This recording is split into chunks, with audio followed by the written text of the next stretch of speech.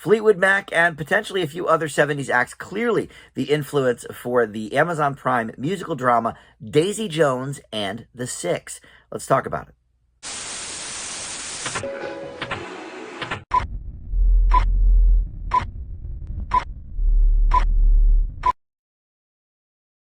Hey guys, Dan here. This is Dan Reviews It. Welcome to my TV review for the Amazon Prime miniseries Daisy Jones and the Six. This is filled with original music, and it is listed as a musical drama. I would say that's correct, and it's based on a book from 2019 of the same name by Taylor Jenkins Reid. But before we launch into the specifics of the show and my thoughts on it, I want to welcome you into Dan Reviews It. Thank you for finding this video. We've got a ton of great movie and TV reviews for you to check out. And please consider subscribing down below. Hit that notification bell to get all the alerts for when I drop new videos. And if not, just like this video, comment on it, share it on your socials. All that stuff does help the channel out. All right, so Daisy Jones and the Six is a 10-episode miniseries on Amazon Prime. And this is, I would say, not so loosely based on the Fleetwood Mac story. Fleetwood Mac, obviously a hugely successful band, one of the biggest bands of all time. They had the best-selling record, I think, of all of the 70s, which is Rumors. But in any event, this is not officially, a Fleetwood Mac story or a biopic or anything like that, but certainly takes its inspiration from that band. And there's probably a few other 70s acts that sort of head into the mix there, but Fleetwood Mac is by far the most obvious, and just from looking at the poster, I could have told you that. But this stars Riley Keough as Daisy and Sam Claflin, who is Billy, the founder of this group known as the Six. And basically this takes place mostly in the 70s, as the band is sort of forming, and as Daisy joins the band, as they were already, I wouldn't say successful, but they already had, a few records or whatever, and then Daisy joins, and then, just blows it up. They have, the number one song of the summer and all of this, and then they make her a full-fledged member of the band, much to Billy's chagrin, of course. So, you also have Camilla Monroe, Suki Waterhouse, and Will Harrison as some of the other members of the band. Josh Whitehouse as well, and Sebastian Chacon. I don't really know them, but Timothy Oliphant is their tour manager, and Tom Wright plays their producer, Teddy Price, who I really did not recognize from name, but I've seen him in so many things over the years, both in movies and TV.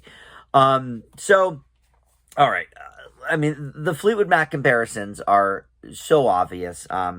Daisy is clearly inspired by Stevie Nicks and some of these other people. Now, I can't say, okay, they're not doing this right because, this is how Stevie Nicks and Lindsey Buckingham met and blah, blah, blah.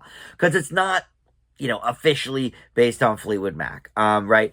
But the thing that strikes me the most about this show, in the negative, and I'll say up front, this is not going to be a negative grade. I enjoyed this show a decent amount. But my biggest issue with it, we'll start there and sort of move into the positive aspects, is that it is such a sanitized version. This is such a safe show. It blows me away. Because, Fleetwood Mac is known for their, debauchery. And look, not just Fleetwood Mac. Let's look at some of the other, top rock bands of the 70s. Pink Floyd, Led Zeppelin, The Who. These groups were not known for their safe nature, right? So to have this, be it's more sort of about the drama of the industry and the producing of the record, and do we really want Daisy to be a part of our group? It's more about that whole drama than, and there's some relationship stuff there. Fleetwood Mac was mostly known for everybody sleeping with each other back in the 70s, other than their music.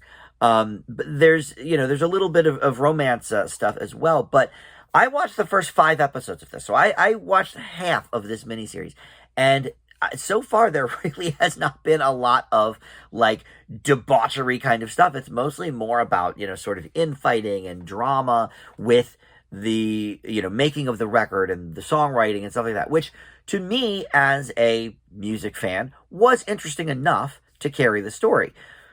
But it just seemed a little bit silly that if we're really going to base this mainly on Fleetwood Mac, and the author of the book has not been shy about that heavy inspiration from watching Fleetwood Mac, on TV growing up, and, listening to all the records and all of that stuff.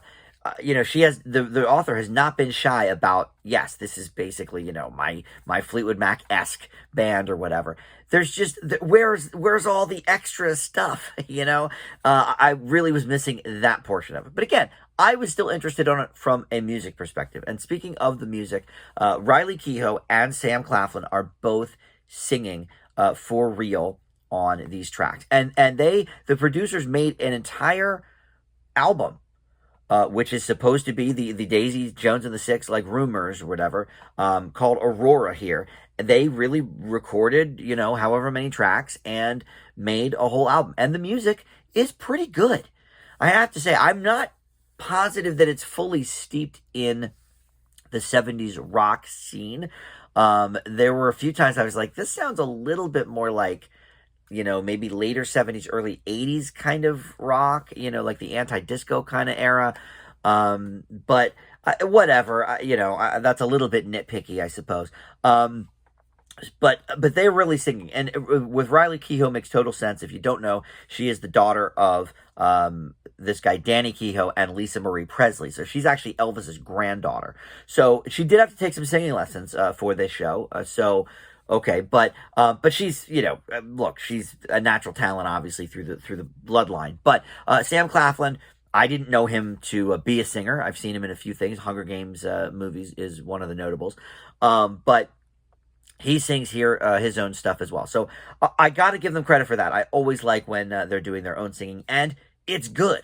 The two harmonize very well together, and like I said, the songs are pretty good. So that's definitely something for the win column. And the acting's good too. Everybody sort of, you can see them in these roles. Now listen, it might evoke some shades of a movie about a 70s rock band, also fictitious, called Almost Famous. And that movie is fantastic. It doesn't ever reach the heights of that film. That's sort of based on Cameron Crowe's life as a Rolling Stone reporter in the 70s, whatever. So, so that's got some real, insider stuff. This is probably a little more surfacey than I think I would have liked. But the other thing I think that's kind of cool is the kind of motif of the interview. So it takes place mostly, like I said, in the late 70s, but the sort of wraparounds, the premise is that the band, after breaking up, has gotten back together 20 years later, not as a band, but just to do interviews based on that era.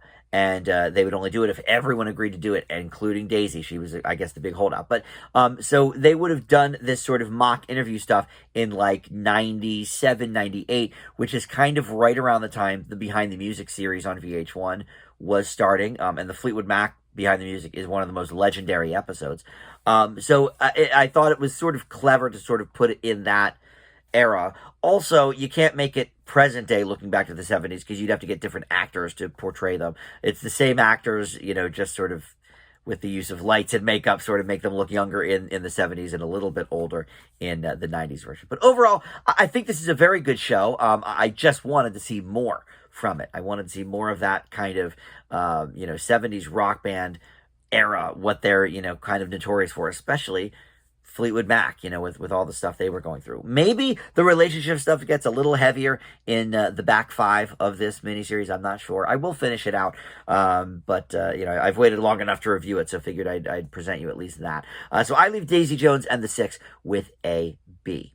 Music very good. It almost pushed it up for me a little bit there. All right, so you can check out all those on Amazon Prime Video right now. Thank you for watching, and we'll see you next time on Dan Reviews It. Bye.